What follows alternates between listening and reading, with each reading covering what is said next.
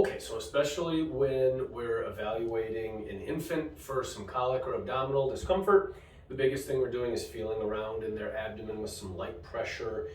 Usually this kind of feels like it's a little harder spot. And really a lot of that turns into like a little abdominal massage, which once you know the direction of movement through the colon is a pretty easy point to again teach somebody, hey, we're going to start down here and we're going to move up and across and down. And usually it just turns into a little, like I said, snuggle time and baby massage. We always start in the abdomen there, especially if there's some complaint there. When I start to do more of the spinal exam, you know, if they're at a point where they're standing, cool, they can stand on the table a little bit and we can see and feel how things are moving. But usually they're pretty comfortable either laying on mom or me at that point.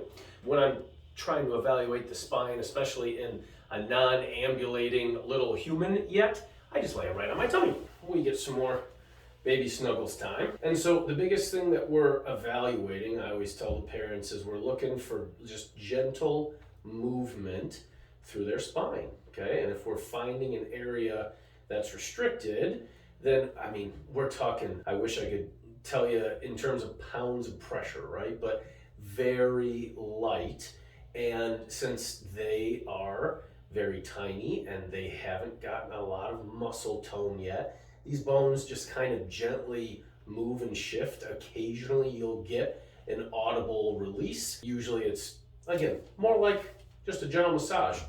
And so occasionally, if you do still have to get up and check their necks, especially, you know, things for vagal stimulation, those ear infections or difficulties with latching, just anything else that seems to come from head and neck, they're bobbleheads, especially depending on how old we're talking about in the patient.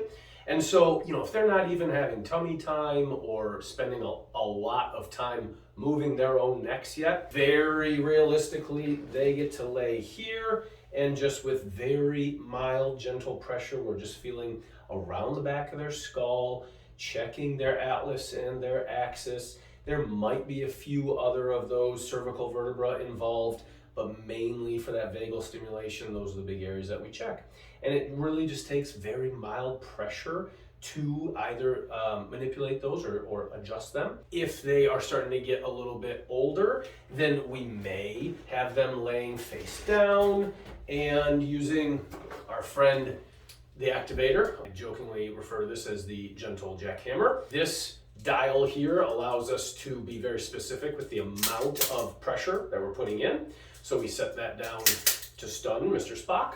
And then, you know, we might be coming in and using that very gently at some of those spots as well, in either the neck or the back or the pelvis or wherever we're finding things that that little human might need. Dr. Dan Weeses again, thanks for watching. That's kind of what to expect during our infant exam.